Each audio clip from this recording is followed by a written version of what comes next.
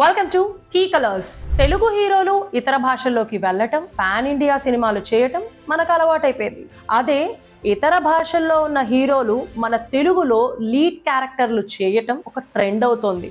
ఏదైనా interesting story చెప్పాలి అన్నా, ఇమేజ్ కి సంబంధం లేని రోల్ చెయ్యాలి అన్నా మనకి ఇతర భాషల్లో హీరోలే దిక్కవుతున్నారా? మన హీరోలు ఇమేజ్ ని దాటి ముందరికి రావడం లేదా? డీటెయిల్ గా చూద్దాం. This is key colours.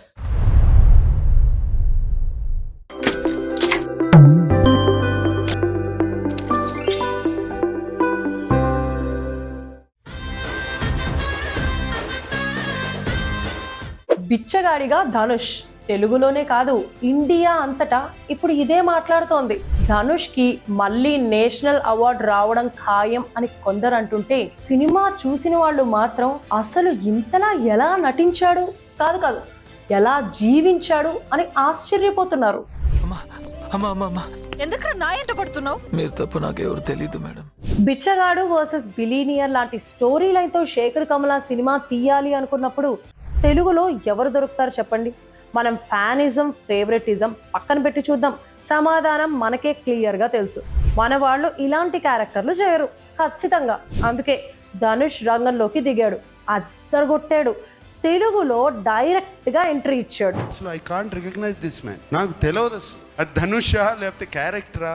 అసలు అన్కన్వెన్షనల్ స్టోరీ ఏది చెప్పాలన్నా చేయాలన్నా మనకి ఇతర భాషల నటులే కనిపిస్తున్నారు. కుబేరాకి పూర్తి భిన్నంగా వచ్చిన స్టోరీ లక్కీ భాస్కర్. మీ అందరికీ గుర్తుందా? చాలా మందికి నచ్చింది కూడా ఈ సినిమా. ఇందులో ఇంట్రెస్టింగ్ విషయం ఏంటంటే, మనం ఏదైతే అనుకుంటామో అది ఖచ్చితంగా జరగదు. మర్యాద, ప్రేమ. ఓ బ్యాంకు ఉద్యోగి బిలీనియర్ ఎలా అయ్యాడు, మిడిల్ క్లాస్ లైఫ్ లో ఎలాంటి స్ట్రగుల్స్ ఫేస్ చేశాడు అనేది బాధలాగో ఏడుపులాగో కాకుండా మనకి నచ్చేలా, ఆశ్చర్యపోయేలా చెప్పాడు డైరెక్టర్ వెంకీ అట్లూరి. నిజానికి ఇలాంటి సినిమా మన తెలుగు హీరోలతో ఎందుకు చేయలేదు అంటే, వెంకీ ఒక్కటే చెప్పాడు, నాకు కంఫర్ట్ ఉంటుంది దుల్కర్ లాంటి హీరోలతో అనేసాడు.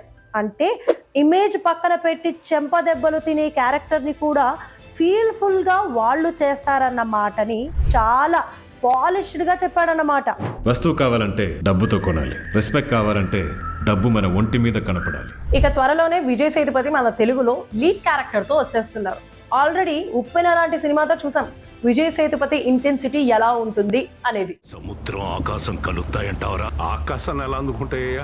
ఆకాశం వంగితే. ఇలాంటి సపోర్టింగ్ నెగిటివ్ రోల్సే కాదు, ఈసారి పూరి జగన్నాథ్ సినిమాలో హీరోగా బరిలో దిగుతున్నాడు విజయ్ సేతుపతి. ఇప్పటికే ఫ్లాపుల్లో ఉండేసరికి మన హీరోలు పూరి స్టోరీలు వినే పరిస్థితే లేదు. ఇది ఒక రీజన్ అయితే, విజయ్ సేతుపతి చేసేది కూడా బెగ్గర్ క్యారెక్టరే అనే మాట ఆల్రెడీ వినిపిస్తోంది. అందుకే ఇక నాన్ తెలుగు ఆర్టిస్ట్ ఖచ్చితంగా కావాల్సిందే కదా, అందుకే సేతుపతి రంగంలోకి దిగాడు.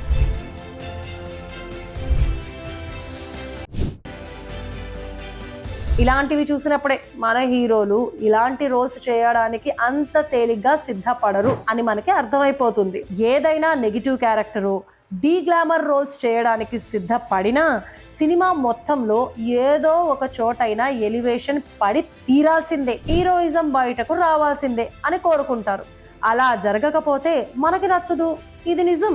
ఇదే మాట చెబితే అభిమానులు ఉలిక్కి పడతారు, ఫ్యాన్స్ వార్ కి దిగిపోతారు. ఎందుకంటే మన దగ్గర హీరోలే కాదు, ఆడియన్స్ కూడా ఇమేజ్ లో ఇరుక్కుపోయిన మైండ్ సెట్ ఉన్న వాళ్లే. రాయనంకి పరువు వేరు, ప్రాణం వేరు కాదురా, రెండు ఒకటి. ఇమేజ్ యాక్టింగ్ కన్నా ఇంపార్టెంట్ విషయం ఏంటో తెలుసా? సినిమాలు రెగ్యులర్ గా రావాలంటే, మనకి ఎంటర్టైన్మెంట్ ఉండాలంటే ఓ ధనుష్, ఓ సేతుపతి లాంటి నటులు మనకి ఖచ్చితంగా కావాల్సిందే. నిజమే కదా? ఇలా ఆలోచించగలిగితే మన దగ్గర కూడా రెగ్యులర్ గా సినిమాలు రావడమే కాదు, ఇండస్ట్రీలో ఖర్చులు పెరిగాయి అనే టెన్షన్స్ తగ్గుతాయి. మనకి గ్రిప్పింగ్ స్టోరీస్ మన నేటివిటీలో చూసే అవకాశం వస్తుంది. ఏమంటారు? తెలుగు హీరోలు ఇమేజ్ ని పక్కన పెట్టి నటించరు అనే మాట మీరు కూడా ఒప్పుకుంటారా? కామెంట్స్ లో చెప్పేసేయండి. Thanks for watching. This is key colours.